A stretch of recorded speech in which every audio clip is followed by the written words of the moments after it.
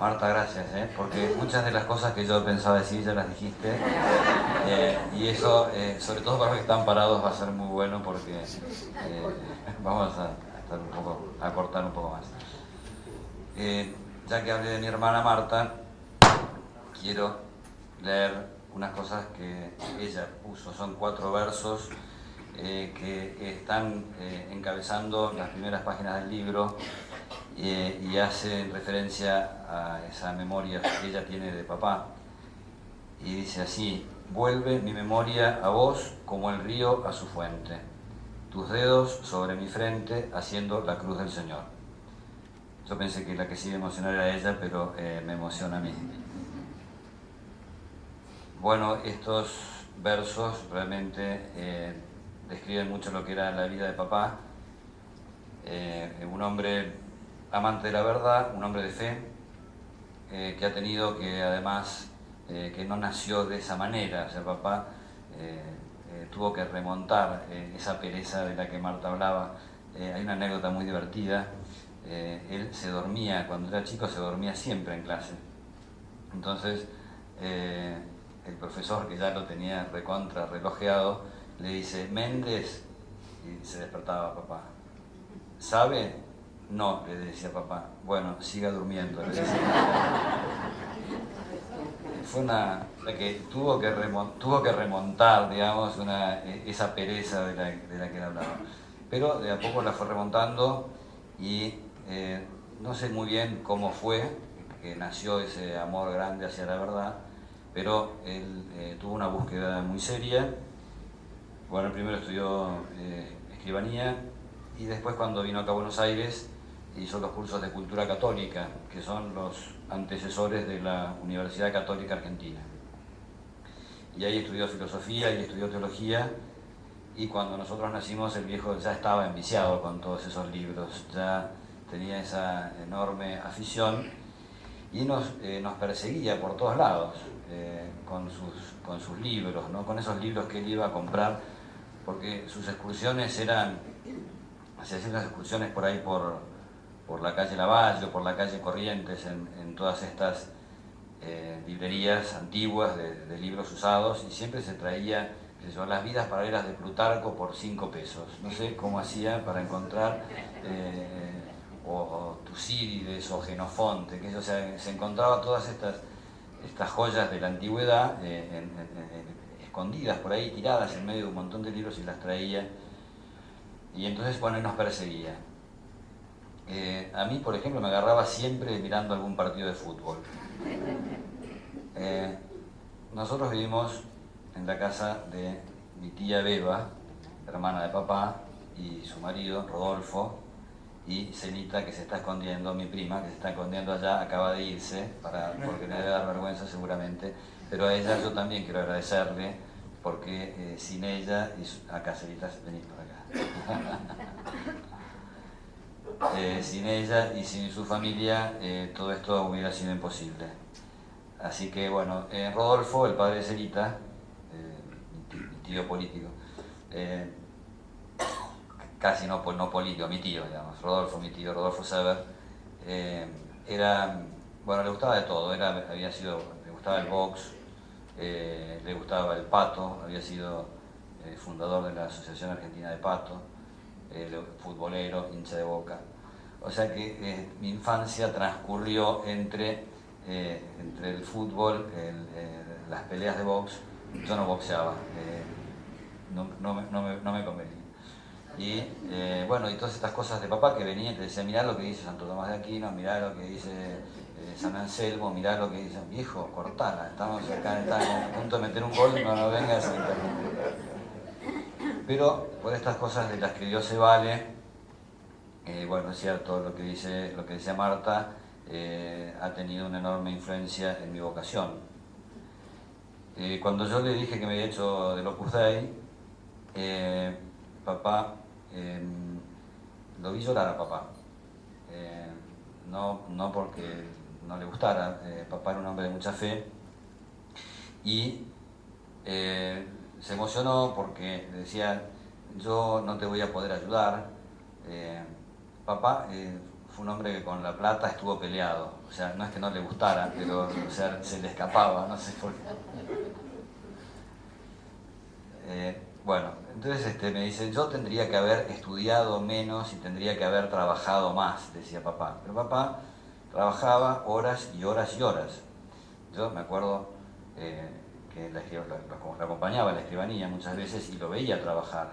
Y veía con qué minuciosidad agarraba cada una de las escrituras y las ponía el papel ahí a contraluz para ver dónde estaba la equivocación. Hay una cosa que tienen los escribanos que se llama ponen sobre raspado, ¿no es cierto? Entonces, donde dice tal, tiene que decir tal cosa, vale, doy fe. Bueno, entonces, yo ya por ante mí doy fe, la tenía desde chico. Bueno, y entonces papá se pasaba horas enteras, sábados y domingos también yendo a trabajar. Esa es otra de sus virtudes, ¿no? La perseverancia, la constancia.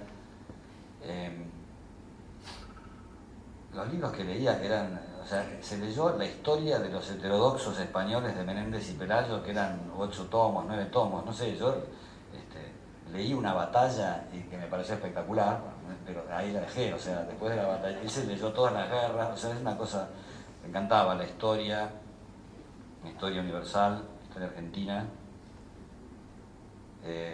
Hablaba mucho de historia y de política con Julio y con Rodolfo Irasusta, que eran dos historiadores, primos de él, con los que era también muy amigos. Y bueno, le interesaba la política, le interesaba la estrategia. O sea, digo, papá, ¿por qué le interesaba la estrategia militar? Se leía un tal Liddell Hart, que acá, Olmos, seguramente usted conocerá algunos de estos estrategas. Bueno, la estrategia militar, ¿qué tendrá que ver la estrategia militar con...? Bueno,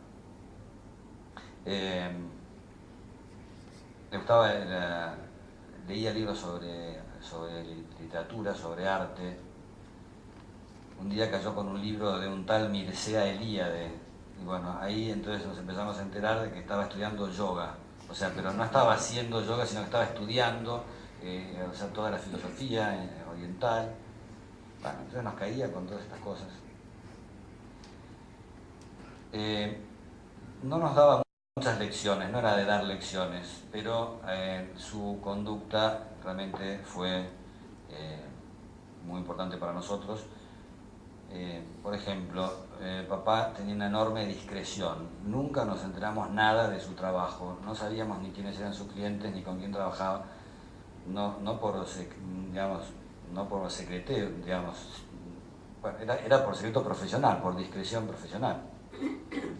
Bueno, pero nunca, no nos contaba los problemas, los problemas se los bancaba él, no es que no los tuviera, pero no nos los venía a contar, no andaba, podríamos decir, como quejándose de los problemas. El respeto a la mujer, yo se lo vi a lo largo de toda mi infancia y mi adolescencia. No hablaba sobre estos temas, era muy pudoroso, ¿no? Es de otra época, papá. Para que se cuente lo de otra época, les cuento una anécdota con Mónica, mi otra hermana que está acá adelante, muy divertida. Cuando Mónica estaba empezando a salir, tendría 16 o 17 años, ella dice, papá, dice, mi hija, dice, si alguien le propone algo que no esté bien, usted le tiene que decir, joven, no se confunda. El estilo de papá era ese, ¿no? O sea, para que ustedes tengan una idea. Bueno.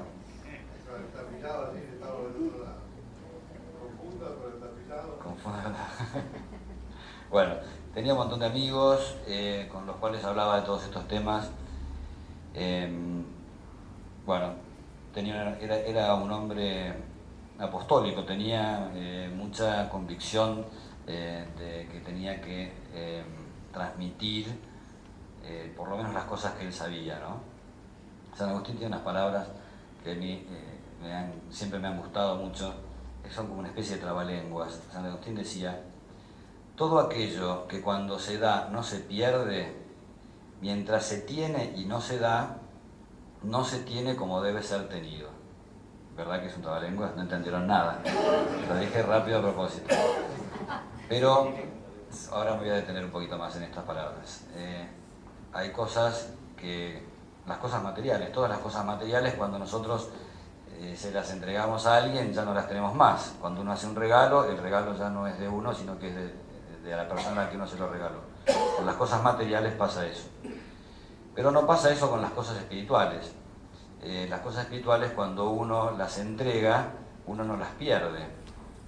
El profesor que enseña una materia a sus alumnos no deja de tener la ciencia que entrega, sino que, por el contrario, posee mejor esa ciencia en el momento en el que la entrega. Todo aquello que cuando se da no se pierde, mientras se tiene y no se da, no se tiene como debe ser tenido.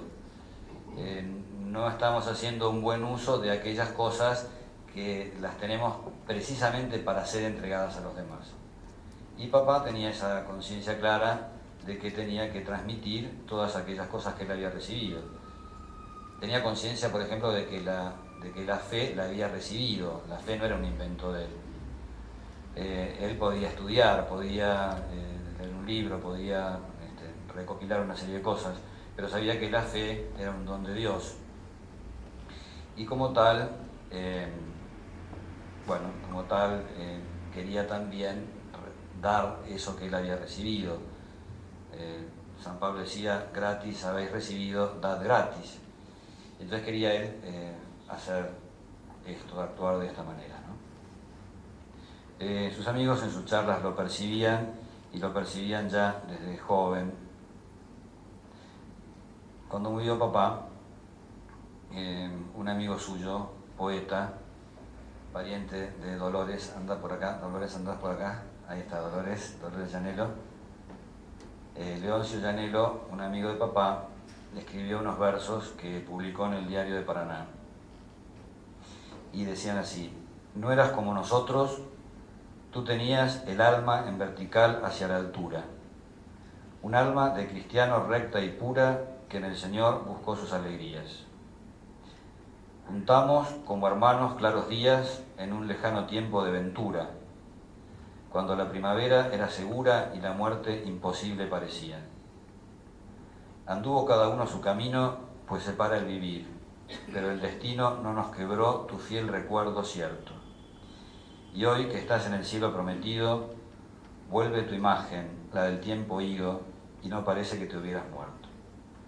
Es un testimonio verdaderamente, de un poeta, de un gran escritor y de un gran amigo, porque refleja de verdad todo este afecto y este reconocimiento. Yo tengo 4 páginas más, pero no se asusten, voy a hacer un resumen. ¿Por qué quise hablar de estas cosas? Porque de alguna manera, la historia de las ideas es la historia de la propia vida. Los hombres utilizamos nuestro tiempo en las cosas que nos interesan. Y papá escribió el libro que escribió por toda esa historia suya, ¿no es cierto? Por toda esa búsqueda de la verdad, porque quiso él realmente tomarse la verdad en serio. Para muchos el tema de la verdad es un tema académico, es un tema, para eruditos, es un tema, no es un tema de lo cotidiano. Hay muchas cosas que nos atrapan la atención, ¿no es cierto? Entonces a veces uno dice, bueno, que no vamos a andar preocupando de lo que es la verdad. Es lo que le pasó a Pilatos, ¿no es cierto? Que cuando teniéndolo a Jesús adelante, teniéndolo delante al Hijo de Dios, le dice, ¿y qué es la verdad? Y no se quedó para esperar a que Jesús le dijera que era la verdad. Y él se perdió a la misma verdad. Yo soy el camino y la verdad y la vida, dice Jesús. Bueno, la misma verdad la tuvo delante y no la supo reconocer. Decía Chesterton que vulgar es la persona que roza lo sublime y se queda impávido. A mí me dejó impávido esta frase de Chesterton. No, impávido no sé tan vulgar. Pero esta frase de Chesterton me encantó. Pero hay gente que roza lo sublime y se queda impávido. Este hombre estuvo en presencia del Hijo de Dios y no se enteró, y no se dio cuenta, como dice Lelutier, ¿no? Y se fundó Caracas, dice que ya estaba fundada y él no se dio cuenta. Bueno, y estaba en presencia de la verdad y le pregunta, ¿qué es la verdad? Y no se queda para escucharlo. Bueno, la verdad no es una cuestión académica, es una cuestión que está muy vinculada con la felicidad. El libro se llama Saber y Felicidad. Y el saber está muy vinculado con la felicidad, porque nosotros, el saber está vinculado con el bien. Solamente descubre el bien la persona que tiene una idea, la persona que sabe, la persona que aprende a distinguir entre lo bueno y lo malo. Y para ser felices tenemos que elegir el bien. La felicidad está en dependencia del bien y el bien está en dependencia del conocimiento. No da lo mismo saber que no saber. ¿Se acuerdan ese bolero que decía qué importa saber quién soy, ni de dónde vengo, ni por dónde voy? El vagabundo, tenía una música muy pegadiza. Importa mucho saber quién soy, saber de dónde vengo, saber por dónde voy. Este tema del conocimiento está vinculado con la propia identidad. Ahora está identidad sustituta, o sea, en internet a uno le cambian la identidad. O sea, hay gente que no sabe quién es, hay gente que no sabe de dónde viene, hay gente que no sabe hacia dónde se dirige. Habrán visto ustedes en la contratapa del libro tiene una brújula atrás, ¿no? Y a mí me llamó la atención porque yo no intervine en la portada del libro y le pregunté a las chicas por qué era esto, ¿no? Entonces papá en un momento determinado cita a Pablo VI que habla de esa desorientación intelectual que hay en el mundo y que dice el hombre ha perdido la brújula, ¿no? Ya no sabe dónde está el norte, no sabe dónde está la verdad.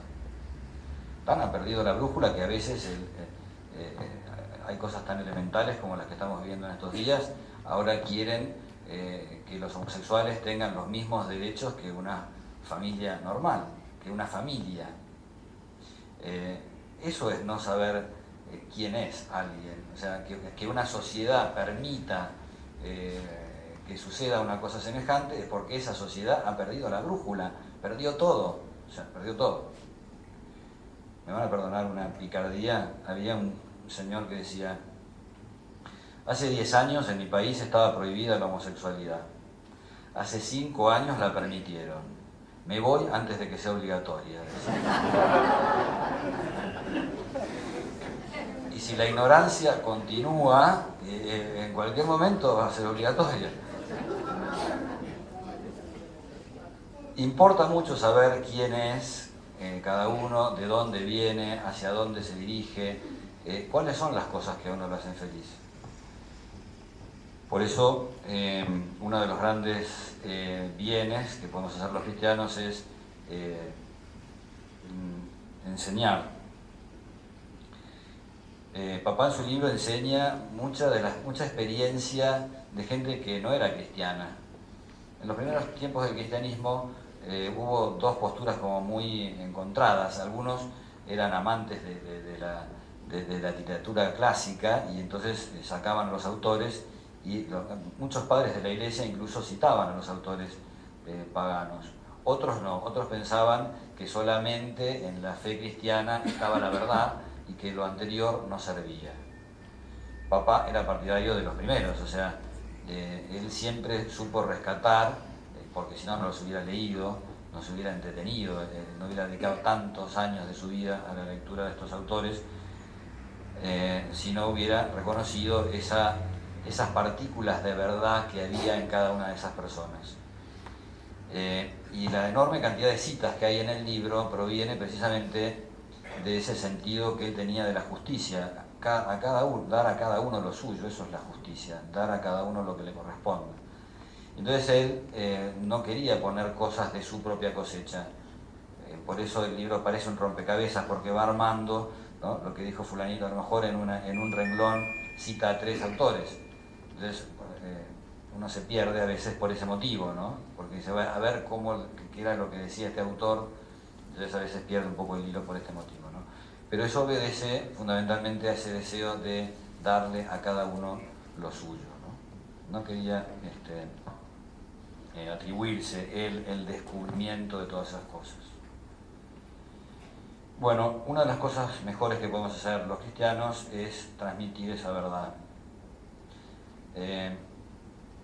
Esa verdad que hemos recibido, ¿no? la Iglesia es una guía para esto. A veces en este mundo, en general, no es fácil recibir la fe, aceptar la fe, no es fácil aceptar como bueno lo que otros nos dicen.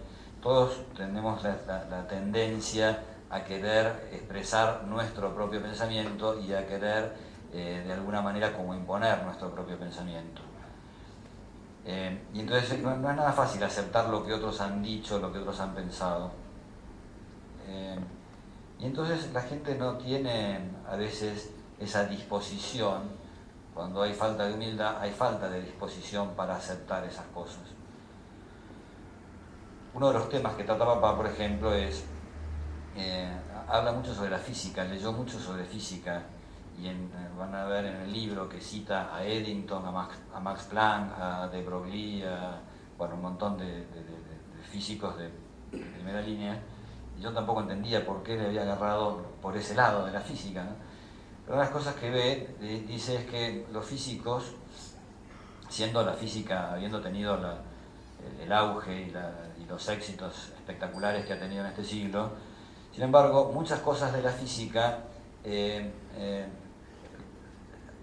tienen más fe en la física los que no saben física que los propios físicos. O sea, porque los mismos físicos dicen, para hacer física hay que tener fe, porque muchas de las cosas, muchos de los adelantos de la física están basados en una interpretación de la realidad que ellos no han podido constatar. Ellos ven que, que la luz se comporta de un modo determinado, y entonces intentan, ¿no es cierto?, explicar esto se comporta como si fueran corpúsculos, pero en estas otras circunstancias se comportan como si fueran ondas. Entonces, ¿qué es la luz? ¿Son ondas? ¿Son corpúsculos? Hay muchas cosas propias de la investigación que el científico las hace movido por la fe y por la esperanza. Es decir, ellos piensan, se han hecho esa composición del lugar, tienen la esperanza de poder confrontar que su modelo es verdaderamente válido, pero antes necesitan atravesar por todo eso, ¿no? Por la experiencia de los demás, por lo que otros han estudiado. Él de alguna manera muestra cómo la fe no es privativa de la fe católica o de la fe religiosa, sino que también en muchos ámbitos de nuestra vida cotidiana nosotros nos movemos por la fe, porque creemos lo que nos dicen otras personas, confiamos en el testimonio de otros.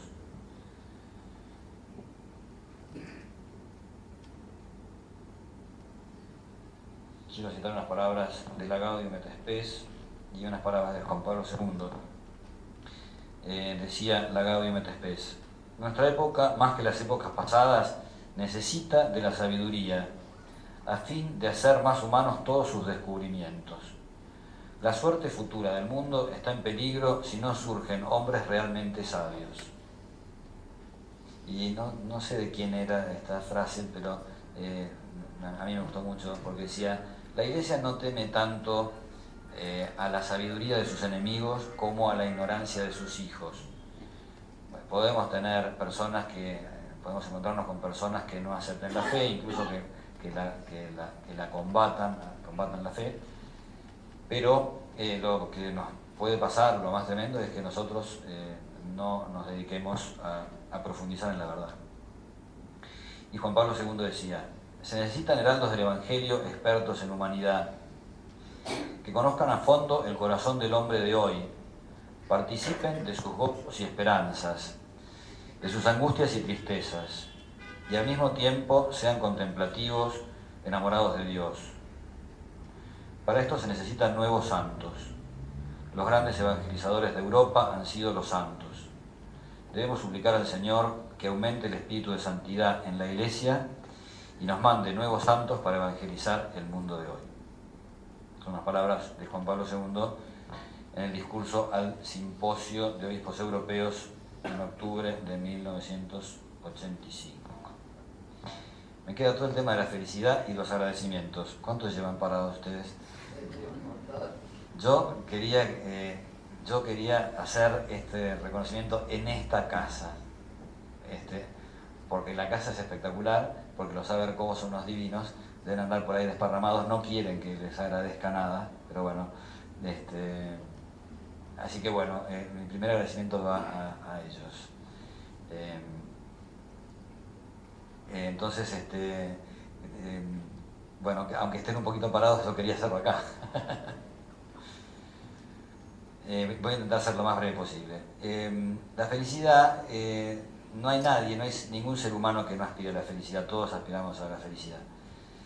Y la verdad es que experimentamos también la dificultad de encontrarla. Muchas veces nosotros ponemos nuestra felicidad en algún proyecto, en algo que nosotros decimos, cuando yo consiga esto, entonces ahí llegué, ¿no? Y muchas veces nosotros nos encontramos con que aquello en lo que habíamos puesto nuestras esperanzas, ahí no estaba nuestra felicidad. Había un camión que decía, porque también tienen su filosofía los camiones, decían, los camioneros, decían, tanto que te soñé y ahora que te tengo no me dejas dormir. Yo no sé si el tipo se había enamorado de una chica que roncaba, no sé cuál era. Pero es cierto, nosotros tantas veces pensamos en que vamos a ser felices, se nos van a acabar todos los problemas cuando consigamos esto, entonces, y después no lo conseguimos. Y uno dice, era esto, acá se acababa toda la promesa de esto, ¿no? Entonces nos vamos enganchando con muchas cosas, nos vamos enganchando, hay miles de maneras de engancharse con las criaturas, porque Dios ha hecho el mundo bueno, y ha hecho el mundo, después de cada acción de la creación, de cada día de la creación, dice Dios, y vio Dios que el mundo era bueno. Cuando termina toda la obra de la creación, dice, y vio Dios que el mundo era muy bueno. O sea que es espectacular. Y nosotros nos enganchamos con esas cosas espectaculares, a veces mal, como dicen los chicos, mal.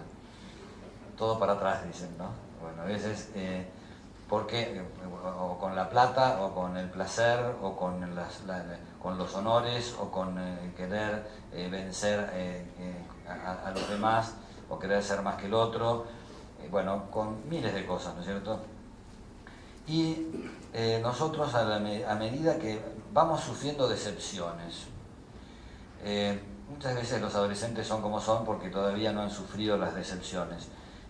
Uno, después de muchos años, va decepcionándose de las cosas que sí ya vio, que ya experimentó, que ya se dio cuenta que prometían mucho menos de lo que eran capaces de dar, ¿no? El ejemplo de San Agustín es espectacular porque era un hombre que buscaba la felicidad con todo. Todo lo que hacía San Agustín lo hacía con todo. Él buscaba la felicidad y buscaba los placeres. Y vivía inmerso en medio de los placeres y él no quería escaparse de todas esas cosas. Se daba cuenta que no estaba ahí lo que le daba la paz, que todo lo que él estaba buscando no estaba ahí metido, ¿no? Entonces él era un gran poeta, un gran escritor, y dice que él le iba preguntando, ¿no?, a las cosas, ¿no? Se iba acercando a todas las cosas, entonces se establece como un diálogo entre Agustín y todas aquellas cosas a las que él adoraba, ¿no? Entonces, dice, y le iba preguntando a las cosas, y ellas me decían, yo no soy tu Dios, dice, yo soy bella, pero no soy tu Dios, busca más arriba. Como que las cosas le iban diciendo a él todo esto, ¿no? Busca más arriba, yo no soy tu Dios. Y él dice, yo buscaba, ¿no? Y te buscaba afuera, en todas aquellas cosas bellas que habías hecho. Y yo te buscaba afuera y tú estabas adentro mío, ¿no? Hasta que yo estaba fuera de mí, hasta que gritaste y rompiste mi sordera, brillaste y rompiste mi ceguera. Porque nos has hecho, Señor, a tu medida y nuestro corazón está inquieto hasta que descansa en ti. Este es otro, diría yo, el último de los puntos importantes que papá trata en el libro, que es precisamente las condiciones de la felicidad perfecta. Para que el hombre sea feliz y sea perfectamente feliz, tiene que tener un bien que no sea un bien cualquiera, sino que tiene que ser un bien infinito, porque el ser humano está hecho no para cualquier verdura, sino para lo infinito. Perdónenme, esto es poco académico. Pero no hemos sido hechos para cualquier verdura, sino para el infinito. Y entonces, mientras nos conformamos con la verdurita, o sea, mientras estamos entretenidos con la verdurita, el corazón pide más, porque el corazón no se conforma con eso. Y entonces necesita un bien que es un bien infinito, y el único bien infinito es Dios. Y además de ser un bien, y además de necesitar un bien infinito, necesita un bien que uno no lo pueda perder nunca.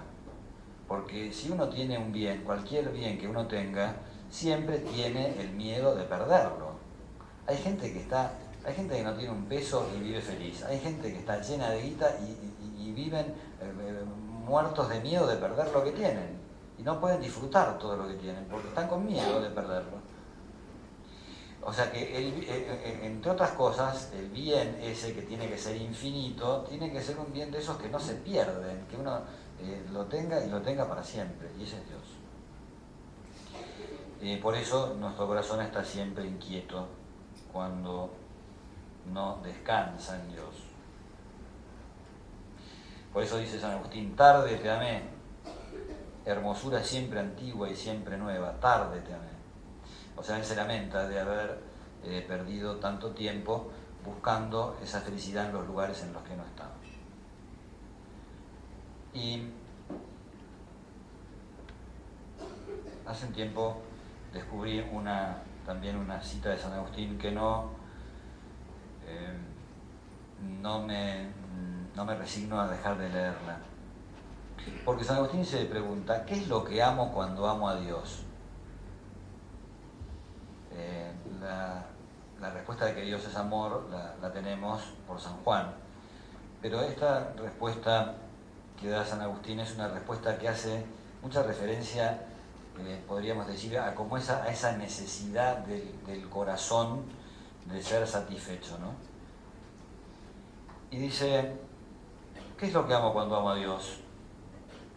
No la belleza de un cuerpo, ni la hermosura de lo que se acaba, ni la blancura de la luz tan agradable a nuestros ojos. No amo al amarle a Él suaves melodías de distintas canciones, ni la fragancia de las flores, ni perfumes ni aromas.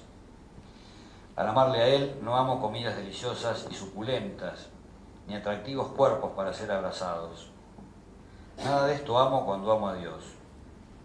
Y sin embargo, al amarle amo una cierta luz, una cierta voz, una como fragancia y un alimento, y algo como un abrazo cuando amo a Dios. Luz, voz, fragancia, alimento y abrazo de mi hombre interior. Donde mi alma ve una luz que no se apaga, donde oye melodías infinitas, donde se expande la fragancia de perfumes que no disipa el viento, donde se gusta un alimento que nunca sacia, donde el abrazo es tan íntimo que ningún cansancio lo desenlaza. Esto es lo que amo cuando amo a Dios. Son las palabras de San Agustín en el libro de las Confesiones. Decía San José María Escrivá de Balaguer, si el amor aquí en la tierra da tantas alegrías, ¿cómo será en el cielo cuando toda la grandeza de Dios, toda la sabiduría de Dios y toda la hermosura de Dios, toda la vibración, todo el color, toda la armonía se vuelquen en este pobre vaso de barro que somos cada uno de nosotros? Y recordaba que por ese premio vale la pena dejar muchas cosas, dejar lo que haga falta. Esto también es una enseñanza de papá, que tuvo que esperar, una enseñanza de mamá, que lo tuvo que esperar a papá 17 años antes de casar. Lo esperó 17 años. Y acá les cuento una última anécdota que es mundial, porque este es también un homenaje para mamá, ¿no? Después de un montón de años de estar de novios, la vieja dijo, o nos casamos este año o cortamos. Entonces el viejo no le gustó nada el asunto. Bueno, mamá se quería casar, entonces decidió hacer una promesa. Entonces la vieja prometió que si se casaban ese año, iban a rezar el rosario los dos juntos durante toda su vida. Eso prometió mamá. Bueno, se lo contó a su confesor y el cura le dijo que estaba loca.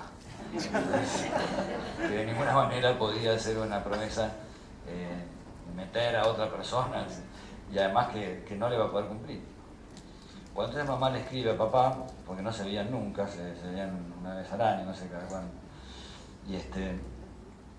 Y entonces le escribe y le dice mamá, le dice papá, mira, hice la promesa de que si nos casamos este año yo voy a rezar el rosario todos los días durante un año. Entonces papá recibe la carta y le dice, yo hice la promesa de que si nos casamos este año vamos a rezar el rosario los dos juntos todos los días de nuestra vida. Se casaron ese año, rezaban el rosario juntos todos los días durante 40 años. Y nosotros nos prendíamos cada tanto, porque sabíamos que rezaban el rosario todos los días a la noche, y bueno, de vez en cuando, la pereza nos agarraba muchas veces, vuelve a salir este tema, como decía el perezoso, si se cae el mundo, mejor que nos agarre durmiendo, decía el perezoso. Y nosotros somos como los hobbits, somos petizos y perezosos y glotones. Bueno, entonces rezábamos el rosario cada tanto, o sea, nos prendíamos, a veces rezábamos el rosario entero, a veces rezábamos un misterio y después nos íbamos, bueno. Y bueno, todo eso quedó, ¿no? O sea, son esas cosas que no se dicen pero que se hacen y que son formativas, que son educativas y que bueno, nosotros nos han ido iluminando a lo largo de toda nuestra vida, ¿no? Hemos ido aprendiendo, a lo mejor un poco tarde, ya de viejos, hemos ido aprendiendo todo lo que recibimos de ellos, pero ¿se acuerdan de esa canción de Los Paz que dice hoy quiero con ustedes compartir de nuevo toda la alegría de ser lo que soy? Sangre de su sangre, vino de su viña, orgullo en mi canto que es admiración. Y yo lo quiero compartir con ustedes, con todos. Queremos nosotros, mis hermanos y yo, compartirlos con todos ustedes. Bueno, entonces eso, agradecerles a los Abercó, agradecerle a Alfredo Rovira, a Marcelo Delía, a Carlos Settel, a Ana Ortiz, a Carlos Cejas, a María Gaulan, que se laburó todo, María y Sofía Gaulan, que se organizaron todo esto, ídolos totales. A quién más, no me acuerdo a quién más, Alfredo McLaughlin, ¿dónde está Alfredo McLaughlin? Bueno, hay un montón de amigos que me han facilitado todo esto, así que bueno, a todos ellos muchas gracias y Agustina Álvarez García nos va a dar alguna copita ahora, así que nos podemos ir.